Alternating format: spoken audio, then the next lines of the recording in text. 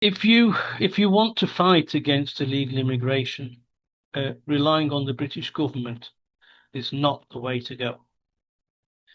What with dropping a maths exam to allow more people to work in the Treasury Department and people who can hardly speak English into the police force, it's no wonder the Home Office is getting it wrong. Or are they? When it comes to asylum seekers, it seems that figures show that 4 out of 5 asylum applications granted by the government were likely to be incorrect, said Independent Chief Inspector of Borders and Immigration John Tuckett. He inspected 47 asylum approvals issued by the Home Office staff from August to September 2025, and of those, 37 were found to have insufficient evidence to warrant the claim approval. Now, although only a few approvals were seen and checked, there's no reason to believe that the rest are not in a similar situation. At the very least, showing that the process of asylums was not in a good state, as he put it. In his report from the 25th of June, it said that asylum interviews nor decisions reached quality targets. They were not met for the last 2 years. I think we can safely say, at least on that point, 83% of staff said they were constantly put under pressure to clear the backlog and make a quick decision. To reduce wait times, they said. The inspectors raised concerns that the focus of clearing the backlog at all costs had resulted in quantity over quality. Decision quality had declined significantly and was at an unacceptable level. This is what this guy said. And in the meantime, the violent crime and sexual crime perpetrated by foreign nationals on British streets carries on. Wow. Well, yes, I saw this headline. Obviously, you can't pin this on totally on the current Home Office administration. It predates that, but it's nevertheless another, well, I'll say embarrassment. Ultimately, somebody in the government must have authorised this report to have been written and to be released. So fair play to whoever did that. This guy, he's from an independent body, by the way. So I don't know if it was authorised by the Home Office to do this. I think he just got hold of 47 successful applications, and had a look at them. I don't know if it was a freedom of information request or something like that. Yeah, I'd imagine it's some sort of it would have to be some sort of official thing, otherwise he's got hold of information that would have to be released by someone, either that or it's, yeah. Now I would say there'd be something very suspicious. Well, it's not suspicious. He's got hold of information he shouldn't have. So, but yes, it's so the fact it's all over the media would mean that it's been officially done by somehow. So that's it. I mean, you should always look at the where the information came from and how it was obtained as well. Surprised? Don't. I'm not surprised. Let's just say that. Concerned, but not surprised. Yes, there has been a certain panic probably to get the backlog cleared. So they go, oh, we've been working hard and etc. to get it done. Now I've had experience of the immigration with my wife, obviously, with different things that have gone on and having to reapply for her stay in the UK.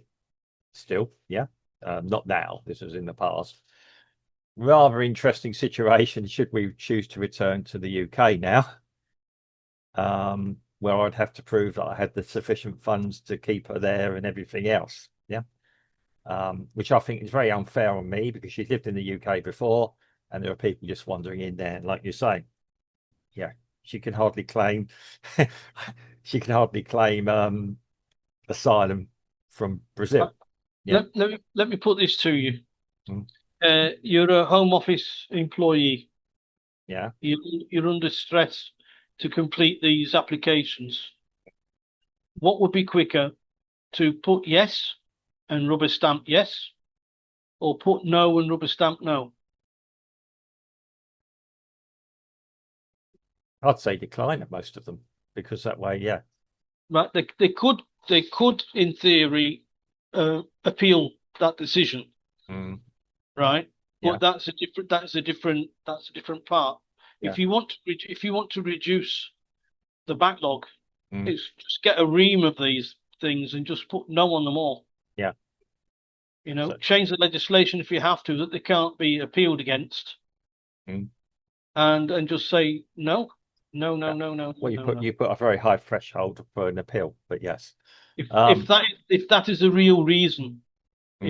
if that backlog is a real reason that 4 out of 5 applications, successful applications, are wrong.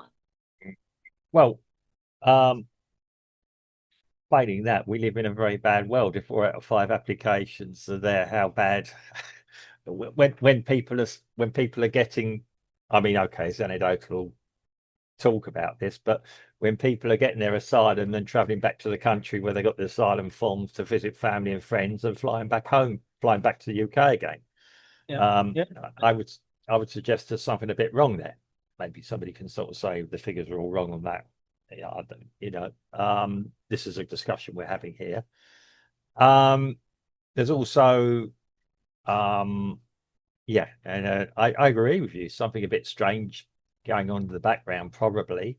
Um, I think the governments are just wanting more and more migrants. The English population is shrinking. The native population is shrinking, so you have to fill the void, yeah, so to speak. yeah, but the English I still think a lot of the British population, a lot of it is financially driven as well. People are making decisions, but if both partners have to work, I mean, we went into the other week why, that's necessary, and maybe our Exactly. expectations of life are, but um, having, I I do think fundamentally a lot of people do want children, couples do want children, um, and for whatever reason, whether it's financial and everything else, governments don't help you when you do have a child now. Help us, the indigenous population, I'm going to add. Maybe there is something in society, the way that um, the population in the UK operates, that the way our family units work and everything else, probably don't always get the support from other families that probably you did get 80 years ago. That these immigrant families give. So there could be a lot of reasons for populations not sustaining themselves.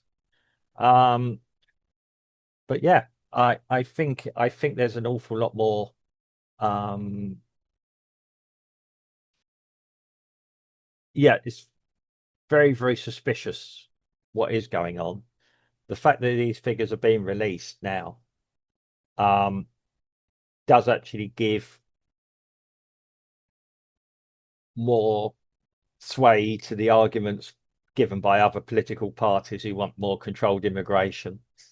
Um, Now, the interesting thing is, and I'm going to say this, um, any party can promise all sorts of things, or politicians can promise all sorts of things. Um, if that they're going to control immigration, they're going to control illegal immigration, control legal immigration. We've heard it all before. If what you're saying is true in the background, is that people are making local decisions about immigration and quotas and everything else, how can a government and another party that might take control that is pro-controlled immigration be able to control the immigration if it's been done? Simply by changing the legislation. Well, you say simply, how simple is it to change legislation? Well, the lady who's in charge of the Home Office now, Mm. what's her name?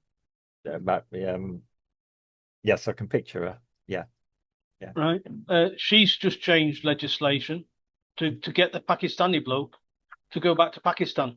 yeah, Right. So that's how difficult it is. Keir Starmer, he just changed the legislation so everybody could stay up all night in the pubs and watch England play football. yeah. That's how difficult it is. I thought There you that, are. That's your answer. That's your answer. yeah, individual cases against, yeah, government policy. I don't know. I don't know. I mean, I'm just saying. I thought, He had to change legislation, sir. yeah, You can't say just for this one time, we'll change legislation just this once. You yeah, change legislation or you don't. yeah. Yeah. If not, you're setting a precedent. Yeah. Um, yeah. It is a hmm, interesting. Yeah. I mean, this is it. And then the other thing is, okay, you change this legislation, and then if you have people working in administrations in certain departments who decide, you then have to enforce that. Yeah, that there, and there's been a lot of discussion recently about the blob, Mm, about people having political bias in the government rank and file. yeah. Yeah. I mean, it's so yes, this is it then. You have to get rid of that lot, either one way or the other, and draft in an awful lot of new people who know how to behave themselves. Which again is the problem, because the minute any minister tries to do that, they have allegations of bullying, they have allegations of other things, possibly of all sorts of other um, things, financial things, or anything else thrown at them. Um, and I would say it's nigh on impossible as things stand. Well, in that case, I don't know what the point of a government is. Well, It's anarchy. It's anarchy. so, It's well, anarchy. well, it is anarchy.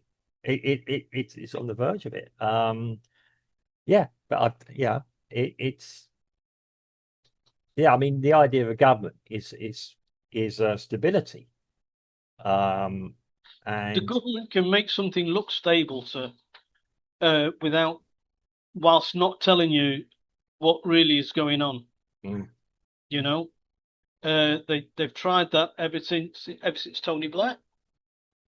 Ever since Tony Blair, well, everything's hunky dory, and really, when Gordon Brown sold all the gold, mm, that didn't come out for a while, yes, right? So they just have you believe that this latest the actual